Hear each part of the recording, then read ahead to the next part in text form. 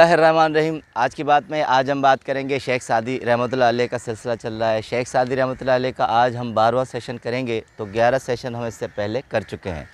तो शेख सादी रहमतुल्लाह अलैह का थोड़ा सा तारुफ पहले हम कुछ कर चुके हैं, कुछ हम कर रहे हैं। तो उसमें है कि 1184 में उनकी पैदाइश है। शिराज़ में वो पैदा हुए थे। तो उन्होंने बड़े सीक्वेंस से, बड़े तरतीब से, बड़े अच्छे अंदाज से अपनी ज़िंदगी गुजारी। कहते हैं 30 साल पूरे उन्होंने मुताले में गुजारे। फिर 30 साल के बाद उन्होंने सैर व सियाहत की। उसके बाद शायरी भी उसी 30 साल में करते रहे। उसके बाद कहते हैं 30 साल उन्होंने मुराकबे में गुजारे हैं, उसमें मुराकबे में मशगूल रहे हैं। उसके बाद ज़िंदगी के 12 साल वो तसव्वुफ़ की तबलीग में रहे हैं और मजमूई तौर पर 102 साल उन्होंने उम्र पाई थी। तो शेख सादी रहमतुल्लाह अलैह की एक कोटेशन है, चाहूँगा आपसे शेयर करूँ। कहते हैं कि अक्लमंद आदमी उस वक्त तक जवाब नहीं देता जब तक उससे कोई सवाल न किया जाए, यानी ख्वामखा फजूल अक्लमंद आदमी नहीं बोलता।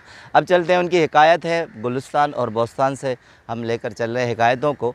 तो एक हिकायत है, कहते हैं कि 2 आदमी थे, वो खुरासान में शहर घूमने चले गए। तो उनमें कहते हैं दोनों दोस्त थे, मगर दोनों की तबीयतें मुतज़ाद थी। तो एक की तबीयत थी कि वो बस्याखोर था, बहुत ज़्यादा खाने वाला था। तो दिन में 3 वक्त का खाना और उससे ज़ायद भी खा लिया करता था। उसके बाद कहते हैं दूसरा जो दोस्त था वो मोतदिल था, बहुत कम खाता था, थोड़ा थोड़ा खाता था, कभी कभी दिन में 1 मरतबा ही खाता और उसी पे इक्तफ़ा करता था। अब जैसे कि नए शहर खुरासान में गए तो अजनबी लोग थे, नए लोग थे। कहते हैं वहाँ जासूसी के शक में इन्हें दोनों को गिरफ़्तार किया गया। अब दोनों गिरफ़्तार हो गए।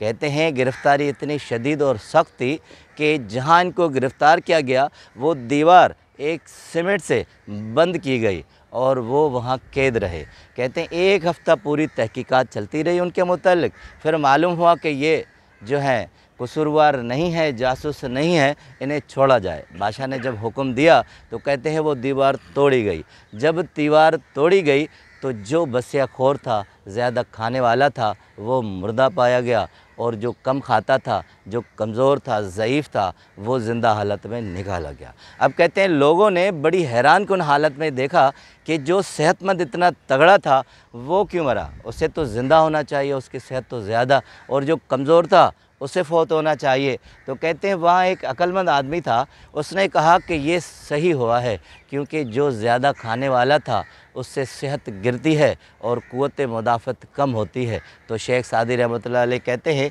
कि आप कम खाएं, उससे सेहत तो आपकी रहेगी, मगर उससे आपकी क़ुव्वत मुदाफ़त बढ़ती रहेगी। एक दूसरा वाक़या अपने ज़ाती तजुर्बात से शेख सादी रहमतुल्लाह अलैह फरमाते हैं।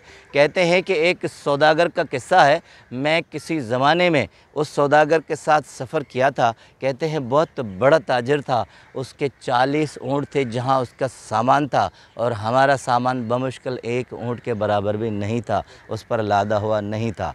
कहते हैं कि हम एक जज़ीरे पर गए तो उस सौदागर के साथ मेरा बिस्तरा लगा, मगर बातों के धनी थे, पूरी रात बातें करते रहे और वही बोलते रहे। उन्होंने कहा कि मैं बहुत बड़ा ताजिर हूँ, मेरे कारोबार की वसअत बहुत से मुल्कों में फैली हुई है, हूँ तो ईरान का, मगर हिंदुस्तान से ही मेरी तिजारत होती है, खुरासान दूसरे मुल्कों से भी होती है। तो कहते हैं कि वो ताजर ने मुझे कहा कि मैं इतना बड़ा कारोबारी हूँ कि मुझे तो बहुत से ममालिक में जाने की भी फ़ुर्सत नहीं होती। उसके बाद उन्होंने कहा कि मैं दुनिया के तकरीबन ममालिक जो उस वक्त थे काम कर चुका हूँ।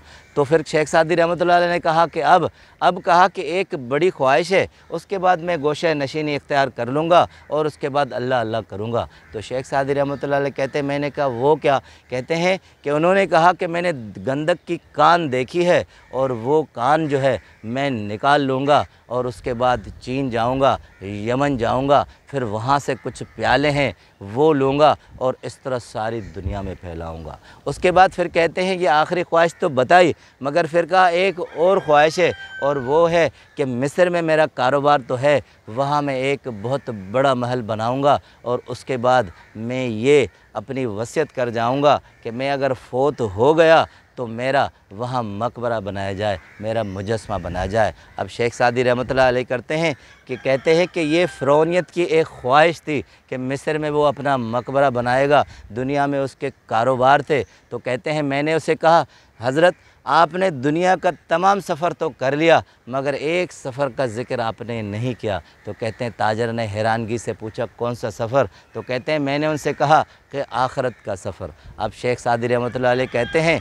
कि इंसान इतना हरीस है कि वो कितनी भी चाहे दौलत ले ले मगर उससे उसका पेट नहीं भरता, जिस तरह कुरान शरीफ में भी ज़िक्र है। मगर शेख सादी रहमतुल्लाह अलैह एक और कोटेशन कहते हैं हरीस आदमी चाहे दुनिया की दौलत भी ले ले, उसकी सिर्फ़ हाथ की मैल जो है वो भी नहीं उतरती, जिस तरह वो सौदागर था। अब कहने का मकसद कि दुनिया में हम जितना भी बढ़ाते जाएंगे अपने काम को, हम कम होते जाएंगे और दुनिया का काम बढ़ता रहेगा और ये आखिरत का सफ़र हमारी ज़िंदगी ख़त्म हो जाएगी। आपका बहुत बहुत शुक्रिया।